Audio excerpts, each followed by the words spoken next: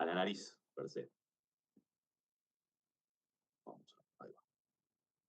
Esto es muy importante, que lo comenté recién. No existe una nariz bien hecha o linda que no funcione bien, que el paciente no pueda respirar y viceversa, digamos. En general, estas dos cosas tienen que ir de la mano.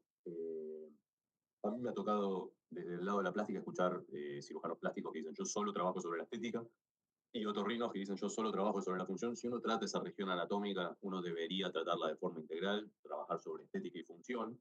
Y algo muy importante que a mí me gusta decir sobre la función a nivel de la estética facial, que una de las funciones de la cara es verse como es la presentación social. El rostro, a diferencia de una mano, un brazo, uno puede tener un buzo, un blazer, algo que pueda cubrir. Acá en la cara siempre es lo que uno va a presentar a nivel social. Entonces, la misma función de la cara es verse de la mejor manera posible. Entonces, es una función también en la cara de la estética. Esto se aplica, lo vamos a puntualizar en cuanto a la rinoplastia, pero se aplica a cualquier técnica quirúrgica. ¿Cómo logro yo a realizar una rinoplastia perfecta o ideal? Tiene que tener estas determinadas siglas, que esto va a determinar que la técnica pueda desarrollarse de esa manera. La primera es que tiene que ser una técnica progresiva, digamos. Uno no puede pretender comenzar a hacer esta técnica y meterse en el caso más complejo y generar la máxima dificultad posible, porque el resultado va a ser malo y eso no ayuda en la curva de aprendizaje. Tiene que ser expandible, que tiene que ser modificable la técnica que uno utiliza en base a la población que uno va a tratar. Si uno trata a un paciente caucásico o un paciente con una nariz negroide, no es lo mismo y las técnicas son completamente distintas. Lo mismo en el paciente asiático. Inclusive los objetivos de esos pacientes en cuanto a la estética es distinto. Entonces, es muy importante modificar en base a la población que uno va a tratar. Como procedimiento tiene que ser un procedimiento reproductible, que uno pueda reproducir en los distintos pacientes. Tiene que ser funcional, y acá es donde nos metemos en el concepto previo. Tiene que, esa modificación que uno va a hacer a nivel nasal, tiene que generar un correcto funcionamiento y una correcta entrada de flujo aéreo, si no, la técnica está hecha a medias. La apariencia tiene que ser natural. Ahora está muy en boga todo lo que son las Barbie nose, como le dicen, donde se aumenta mucho el quiebre del supratip y se genera una punta muy definida, y es un resultado antinatural. Ahí tiene que ver también con los límites con los cuales está expuesto o quiere el transgredir el cirujano. En general, el resultado natural a largo plazo es el que mejor resultados da, así que siempre hay que tratar de ir por eso. Ideal es el paciente que se ha hecho una rinoplastia, mejorar un montón de aspectos su nariz, pero las personas que lo conocen luego de esa rinoplastia no se dan cuenta fácilmente si el paciente ha sido intervenido o no. Cuando el resultado es muy superficial, muy artificial, por así decirlo, o donde hay líneas muy marcadas que están fuera de las líneas naturales de un rostro, ese en general no es un buen resultado. Y tiene que ser como técnica, tiene que ser confortable, en el sentido de que lo que hablábamos previamente, que uno no tiene que empezar por un caso demasiado dificultoso, sino ir desarrollando el proceso de la curva de aprendizaje. Y la punta es una de las partes más importantes en la rinoplastia, y si esto no queda bien, en general el resultado para el paciente, más allá de que uno logre corregir un montón de cosas, el resultado no va a ser ideal. Es verdad que también hay muchos pacientes que vienen a consultar porque tienen una jiba pronunciada y la punta no la quieren modificar. En general, cuando se modifica la jiba, ven cosas en la punta que modificarían, pero uno tiene que también la técnica quirúrgica hacerla en base a lo que quiere el paciente también, ¿no? Con sus límites. Eh, Dentro de lo que son los procedimientos estéticos faciales, es el procedimiento estético que requiere más detalle y la curva de aprendizaje mayor. La forma sin la función no es un buen resultado. En general, el paciente no va a estar contento más allá de que la estética sea muy buena si el paciente no logra respirar correctamente por la nariz. Siempre hay que tratar de maximizar la ganancia en cuanto a, las modificaciones que uno va a hacer y minimizar el riesgo. Cuando uno el riesgo de la técnica que va a realizar es demasiado alto, es verdad que a veces cuando uno empieza a desarrollar la técnica empieza a correr determinados riesgos porque sabe que el resultado puede ser mucho mejor, pero hay que tener cuidado con eso y minimizar el riesgo y maximizar la ganancia. Esto es muy importante y ya la mayoría son cirujanos o están convirtiéndose en cirujanos, entonces es muy importante tener en cuenta esto. Cuando uno lo viene a consultar a un paciente ya operado previamente, si uno accede a operarlo y luego de la cirugía que uno le realiza, todos los defectos que encuentre van a ser por la cirugía que le hizo uno. Uno le explica al paciente en la primera consulta, un paciente ya operado, uno le explica que hay un montón de cosas que va a ser más dificultoso realizar por la cirugía, pero una vez que uno ya lo opera, para el paciente uno tiene el 100% de la responsabilidad de su nariz, así que eso tenerlo en cuenta por el tipo de caso que uno accede a operar. Y si se tiene una complicación o resultado pobre, conviene admitirlo, conviene siempre al paciente, más que nada por las cuestiones legales, siempre al paciente hablarle con la verdad y lo que el paciente puede observar determinando grados de detalle de determinadas cosas, no tratar de convencerlo de que hay otra cosa, de que es bastante visible, entonces siempre hablarlo y siempre es importante hablar con el paciente que puede requerir a veces una segunda intervención para corregir determinadas cosas, ideal que no, pero que siempre existe esa posibilidad. ¿Cuáles son las indicaciones de la rinoplastia? Indicaciones funcionales, congénita o traumática, reconstructivas, luego de un trauma o también con alteraciones congénitas, y estéticas cuando hay un deseo de modificar la morfología nasal, modificar la automagen o buscar armonía facial. Vamos a meternos un poco en la historia. Este es un cirujano indio, su ruta, en el siglo VI antes de Cristo, que desarrolló todo un tratado con distintos tipos de instrumentales y describió el colgajo, por eso se le llama colgajo indiano, que era muy común en ese tiempo que como castigo se mutilara la nariz en los pacientes, entonces él desarrolló un colgajo para reconstruir la pirámide nasal. Previamente en los egipcios hay descritos procedimientos similares a la rinoplastia o reconstrucciones nasales, pero este es el tratado que más empieza con el mayor detalle en cuanto a eso. Este es un personaje muy famoso de la rinoplastia, se llama Joseph. Este en 1899 presentó un artículo donde describió un abordaje de un paciente que tenía una jiba muy aumentada y la definía como si fuera una nariz en pico de águila. Y lo llamativo que este primer abordaje descrito hicieron un abordaje todo a través del dorso para resecar esa jiba aumentada. Hoy en día ni se nos ocurre hacer un abordaje en el dorso porque uno hace una cicatriz muy inestética, muy visible en el dorso nasal para mejorar la estética nasal. Por eso no tiene mucho sentido, pero esta fue una de las primeras descripciones. Y luego de eso, en 1904, él presentó 43 casos de rinoplastia, un artículo que describió esos 43 casos con incisiones internas. En simultáneo, Joseph en Alemania y en simultáneo el doctor Rowe, muchos, hay como siempre pasa esto a nivel mundial, que hay veces que el mundo es muy grande y hay muchos grandes cirujanos y que se desarrollan mucha creatividad y nuevas técnicas, y muchas veces pasa que en simultáneo se desarrolla una técnica en distintas zonas del mundo y depende quién la publica primero, quién es el autor de esa técnica, pero Rowe dice que él fue el primero en realizar las rinoplastías y yo sé lo mismo. ¿De qué depende el nivel de dificultad de una rinoplastia?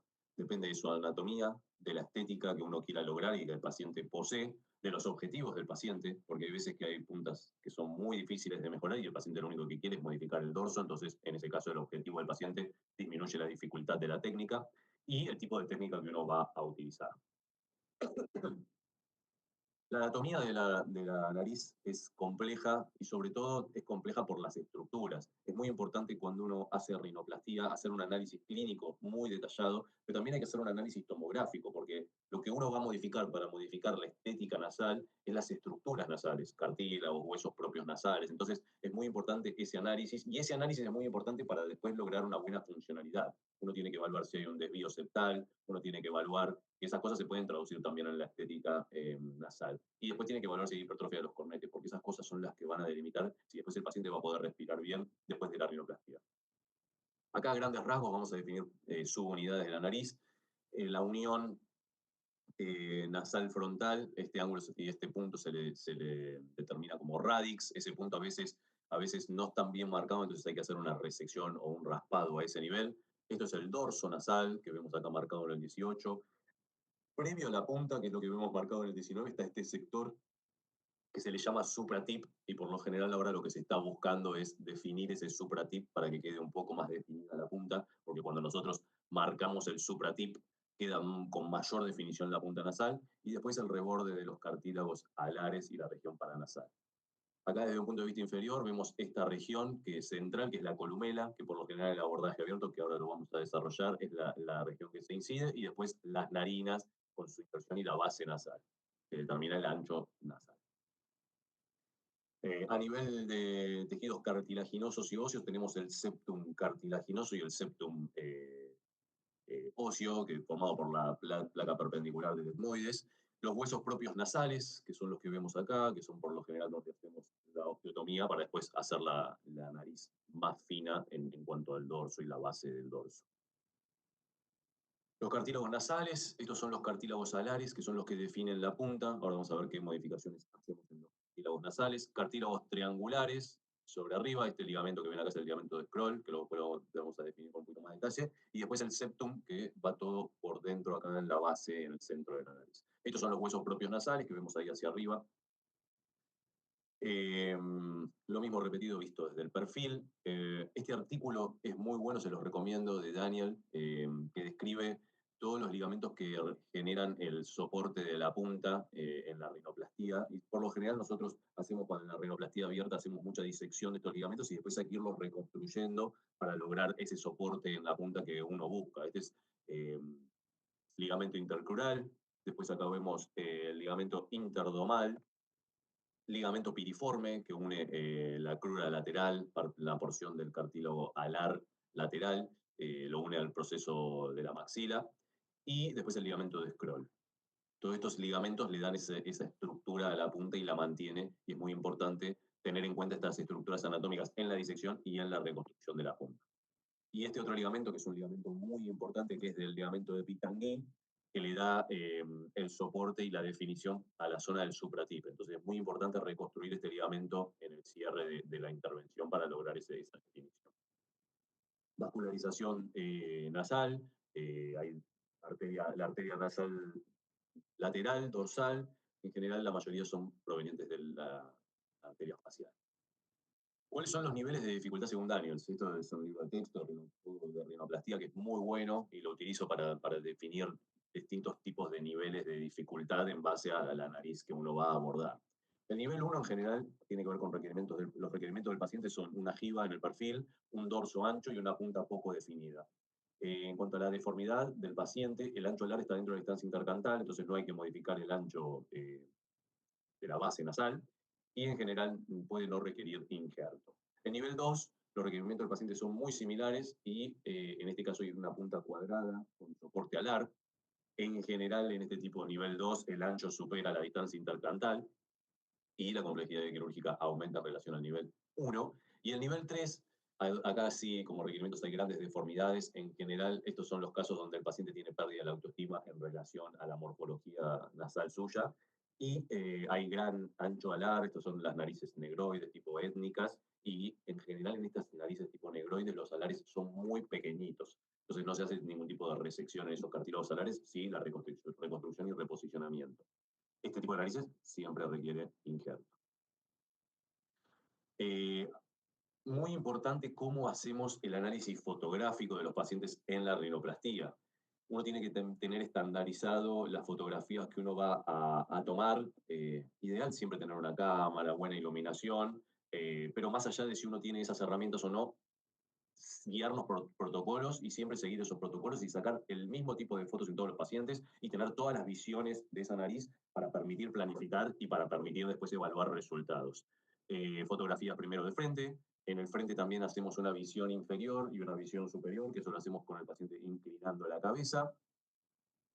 Después hacemos perfiles, ambos perfiles. Es muy importante sacar ambos perfiles, más allá de que uno lo estudie mucho más de uno que de otro, pero fíjense cómo acá el perfil de un lado se nota que la jiba está mucho más marcada del otro, y esas son pequeñas correcciones que podemos hacer con micromotor, microfresado o con raspas, así que es muy importante evaluar ambos perfiles.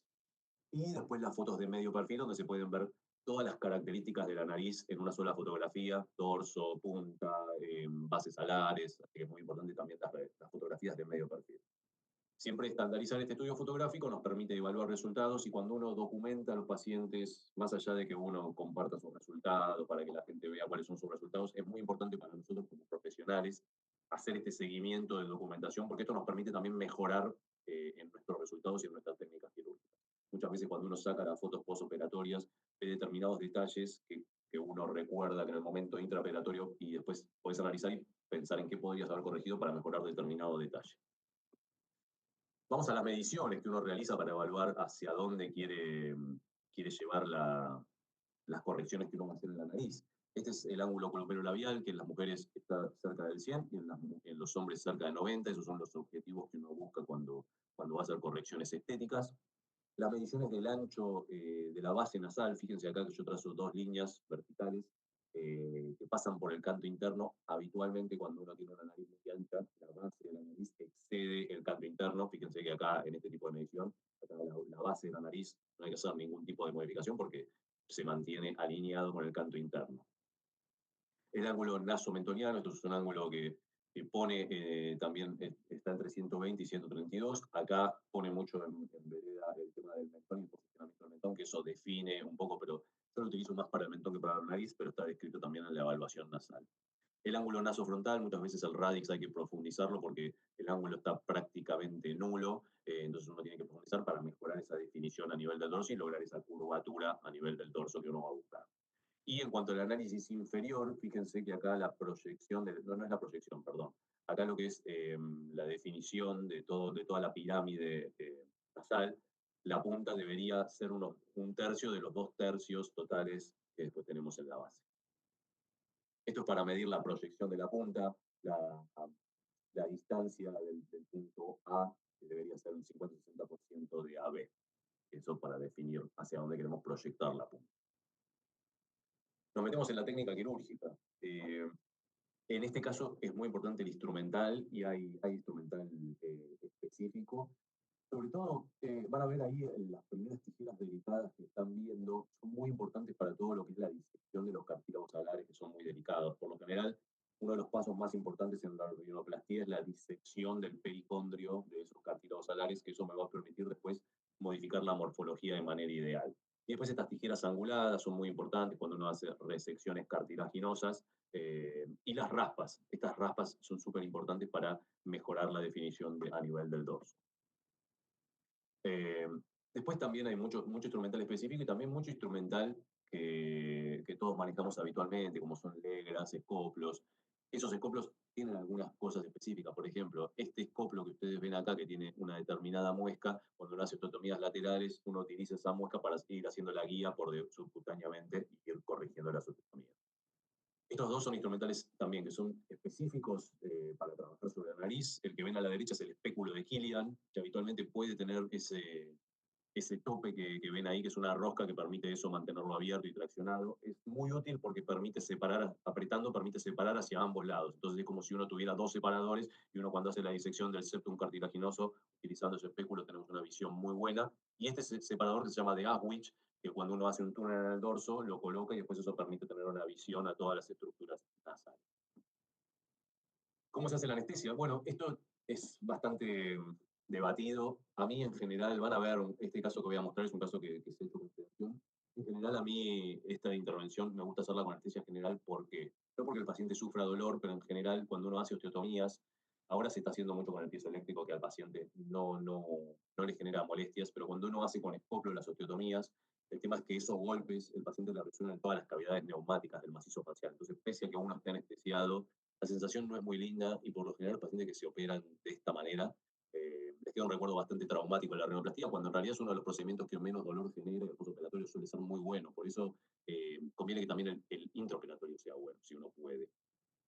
La anestesia, bueno, lo que hacemos es anestesiar el dorso, anestesiar nervios infraorbitarios, se puede hacer de forma intraoral o periférica hacia ambos laterales, y después lo que uno va a hacer acá en el dorso, como es muy dificultoso lograr llegar cerca de la punta de la región del supratip, uno puede doblar parcialmente la aguja para lograr hacer la infiltración ideal. Acá vemos también cómo infiltramos a nivel del proceso maxilar, que es donde vamos a hacer las osteotomías. Infiltración de la espina nasal y de donde vamos a hacer los abordajes y del septum nasal también. Obviamente una técnica de asepsia prolija para luego colocar los campos quirúrgicos. Utilizo el campo de Gigli porque eso me permite tener un buen acceso a toda la región de la nariz. Fíjense que acá yo me tapo los ojos, tapo la región de la boca. Ideal es tener una visión de toda la estructura facial porque eso me va a permitir hacer las modificaciones con mayor precisión. ¿Cuáles son los tipos de abordajes que podemos utilizar? Está el abordaje abierto y el abordaje cerrado. En realidad, mal dicho, porque abordaje significa abrir, y los dos son abordajes. Lo único que uno tiene cicatrices que quedan todo por dentro de la mucosa, que ese es el que le llama el abordaje, se le llama el abordaje cerrado, y uno tiene una incisión por dentro de la mucosa y tiene una conexión entre ambas por la columela, que es lo que nosotros vemos acá, esta incisión acá en la columela. Eso nos permite tener acceso a todas las estructuras de visión directa, y en el abordaje cerrado, que es el que vemos acá, se le dice cerrado, pero es un abordaje por dentro de la mucosa, no queda ningún tipo de cicatriz visible en la piel, pero nos permite un acceso a muchas estructuras de manera indirecta, lo cual el abordaje directo nos permite una visión mayor. Eh, este abordaje abierto está descrito por Reddy en 1951, hace ya bastante tiempo que está descrito, y como toda técnica, hay algunos detractores que utilizan el abordaje cerrado y dicen que no hay que utilizar el abierto, y hay muchos que utilizan el abierto que no usan el abordaje cerrado, y después tiene que ver con las preferencias y la dificultad del caso también. Dentro de los abordajes abiertos hay muchas técnicas descritas. En general, cuando hay muchas técnicas descritas es porque no hay una que sea extremadamente superior a la otra. A mí me gusta utilizar el segundo abordaje que ven acá, que es una W invertida, que eso después me permite reposicionar el abordaje de la manera más fácil y más precisa posible, y también funciona como una W plástica donde la cicatriz queda muy poco visible también. Esta es la descripción del abordaje eh, abierto, se hace la incisión con volumelar, después se completa las incisiones verticales y mediante una haste con una tijera delicada se termina de abrir y completando las incisiones en la mucosa. Acá está cómo vamos haciendo la exposición de toda la estructura nasal. Este es un abordaje cerrado, donde se pueden hacer las incisiones en distintos lugares. Este es el cartílago que ven acá en este pequeño dibujo. Es el cartílago alar, la porción lateral del cartílago alar, y uno puede hacer la incisión intercartilaginosa entre el alar y el triangular, o una incisión marginal por el borde del cartílago alar. Esta es la disección de lo que yo les decía del pericondrio. Hay que ser muy delicado y tomarse el tiempo de hacerlo lo más prolijo posible, porque esto va a determinar después cómo uno pueda hacer la disección. Ahí estamos haciendo la exposición cartilaginosa de la punta a través del abordaje cerrado. Y este cuadro me parece muy importante porque, como les dije, hay algunos cirujanos que dicen, no, hay que hacerlo todo cerrado, algunos que dicen, hay que hacerlo todo abierto. En general, uno desarrolla mucho una técnica y después se queda en esa técnica que uno desarrolló mucho, pero en general el abordaje que hay que utilizar tiene que ver con el tipo de técnica que uno necesita realizar y con el tipo de reconstrucción que uno tenga que hacer. Ideal, siempre en las reconstrucciones complejas, el abordaje abierto permite hacer grandes modificaciones que el abordaje cerrado está un poco más limitado porque se trata todo de manera indirecta. Entonces, no es una indicación absoluta, pero es una indicación bastante importante cuando hay que hacer una rinoplastía secundaria o en modificaciones importantes de la punta. Y después el abordaje cerrado está más recomendado en rinoplastías primarias y donde hay que hacer pocas modificaciones. Este es un artículo que hicieron, interrogaron a residentes, a cirujanos ya formados, y preferían, cuándo elegían el abordaje abierto o el abordaje cerrado. Y la verdad que tiene que ver mucho con la formación de cada uno, con lo que uno aprendió, pero sí había un consenso en que cuando era un abordaje simple, solo para resecar una jiba en el dorso y además, como que todos trataban de realizar el abordaje cerrado, y en las reconstrucciones complejas, en general todos optaban por el abordaje abierto. Esto en cuanto a la liberación del dorso nasal, no les mostré previamente, pero hay una legra muy importante para desperiostizar acá, que se conoce como legra de Joseph. Esa legra de Joseph permite liberar todos los huesos propios. En general, yo ahora también lo que hago es liberar la unión de los huesos propios con los cartílagos triangulares, ese ligamento que habíamos visto previamente. Eso se conoce como maniobra de la bailarina, porque en la rinoplastia de preservación es muy importante liberar esas estructuras que va a permitir que el dorso descienda sin hacer resecciones dorsales.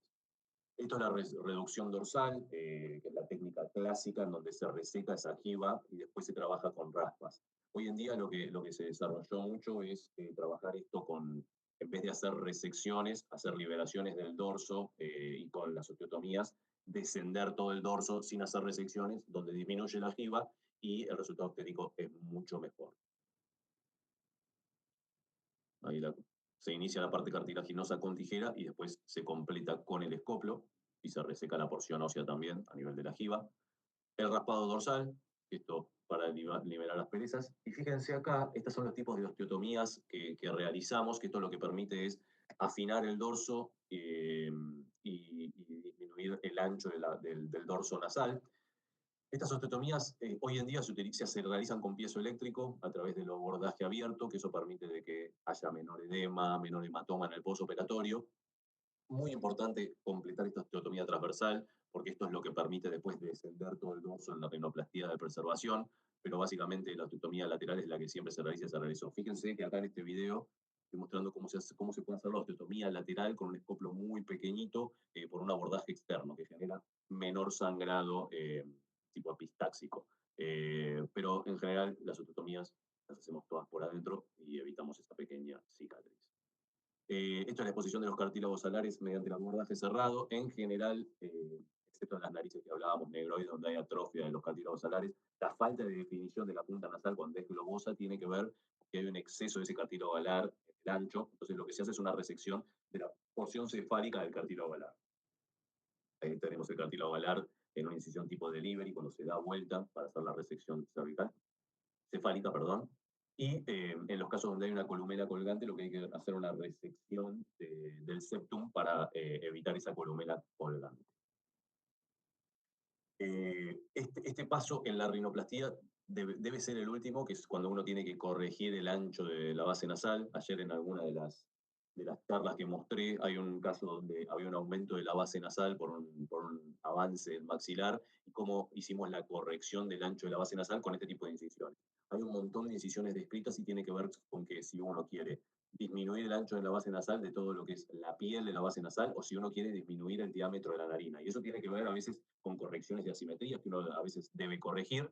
Eh, Siempre es muy importante explicarle a todos los pacientes que no existe un orificio en la narina que sea completamente simétrica al otro lado, porque a veces en el preoperatorio hay mucha diferencia y uno la mejora y cuando uno no llega a ese resultado perfecto, tiene que aclararle siempre al paciente que no existe una narina exactamente igual a la otra, porque si no, cuando vamos en búsqueda de esa perfección, a veces es agobiante y no se logra la perfección. Siempre se pueden lograr muy buenos resultados, pero lo perfecto no existe. Entonces es muy importante charlar eso con el paciente para que entienda que lo que nosotros vamos a hacer es mejorar su nariz. No le vamos a dar una nariz perfecta porque eso no existe en la naturaleza, pero sí la podemos mejorar mucho y que cuando vienen con fotografías de personajes reconocidos y narices que ellos les gustaría tener, es muy importante explicarle que uno tiene que modificar la nariz acorde a la cara del paciente. Uno no la puede modificar acorde a la nariz en otro rostro. Entonces es importante también explicarles eso. Esto es el ferulaje que tenemos que hacer en el posoperatorio y en realidad se hace en el posoperatorio inmediato y hay que continuarlo después por bastante tiempo, así que es muy importante aprender a hacerlo de la manera correcta. Fíjense que acá lo que colocamos es cinta hipoalergénica de forma transversal en el dorso nasal, cubriendo la mitad del anterior y después nos vamos hasta que llegamos a la punta. Y en la punta, en realidad, muy importante como concepto tengan esto, el ferulaje no reposiciona ninguna estructura de la nariz, no es que nosotros vamos a mejorar lo que hicimos en la cirugía con el ferulaje lo único que hace es evitar el edema en la piel y por eso lo utilizamos por el tiempo que lo utilizamos, pero el ferulaje no va a darle forma a la nariz y a las estructuras profundas que nosotros modificamos, así que es muy importante que en la rinoplastia las modificaciones que nosotros hagamos las modifiquemos y generemos el resultado que queremos en el momento, no con las cintas, ¿está bien? Porque a veces eso fuerza, genera compresiones de cúbitos que puede terminar una catástrofe por hacer demasiada presión. Y fíjense que estas cintas laterales son muy importantes a nivel de la punta porque eso es lo que contiene el edema ahí de la piel a nivel de la punta nasal y reforzamos con una superior. Arriba de esto lo que se está utilizando es colocar una tira de gasa de unos 4 milímetros para proteger lo que trabajamos en el dorso nasal. Y arriba de eso se están utilizando férulas de acceso o férulas termoplásticas, que eso se calientan en agua, se le da forma y se aplica y eso queda aplicado sobre este tipo de encintado. Bueno, este es el resultado de la paciente que veíamos anteriormente con la rinoplastia cerrada. ¿Cuáles son las complicaciones de este tipo de intervenciones? Bueno, múltiples, pero en general la mayor cantidad de complicaciones tienen que ver con que el resultado puede no ser satisfactorio para el paciente, entonces uno necesita hacer una reintervención.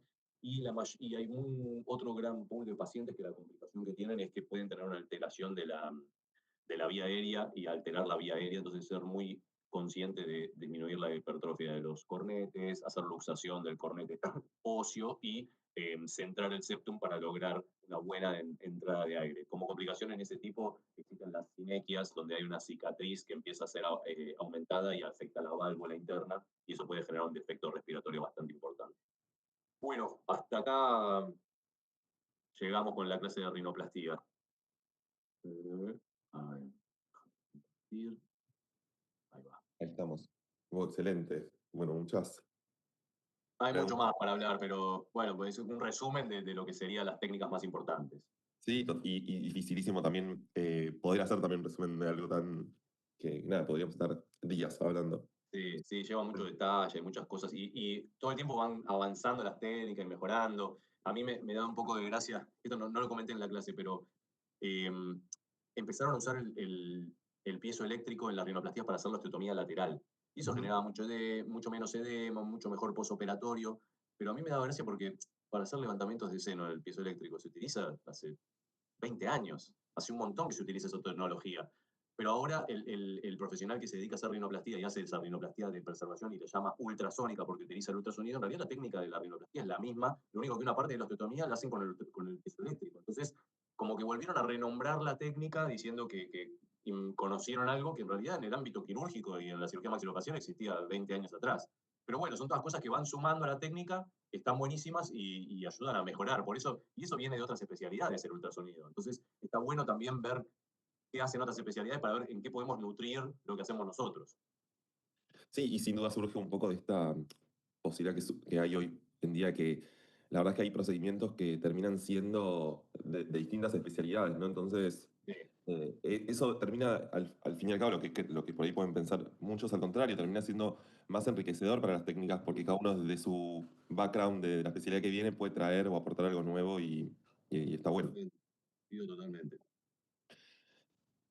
Y con eso tengo acá anotadas algunas preguntas para charlar. Con respecto Yo a... también.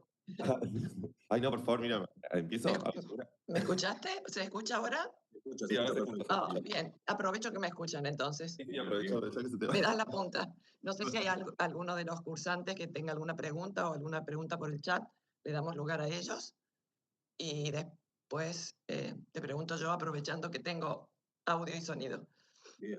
Sí, avanza, mírame, yo acá controlo el chat y... Bueno, perfecto. Bueno, una de las cosas que quería preguntarte, o sea, largo las dos preguntas. Una es rinoplastía versus rinomodelación, esa por un lado, y por el otro es rinoplastía con ortognática, sobre todo en el mismo acto, cuando vamos a hacer alguna modificación, básicamente en los procedimientos bimaxilares. O sea, ¿cuál es tu punto de vista? Es un tema bastante controversial, puesto que hay una parte que se inclina por una rino posterior a la ortognática y por otro lado un grupo de cirujanos que propenden en el mismo acto quirúrgico ambos procedimientos. Así que quería preguntarte cuál es tu experiencia y cuál es tu opinión al respecto.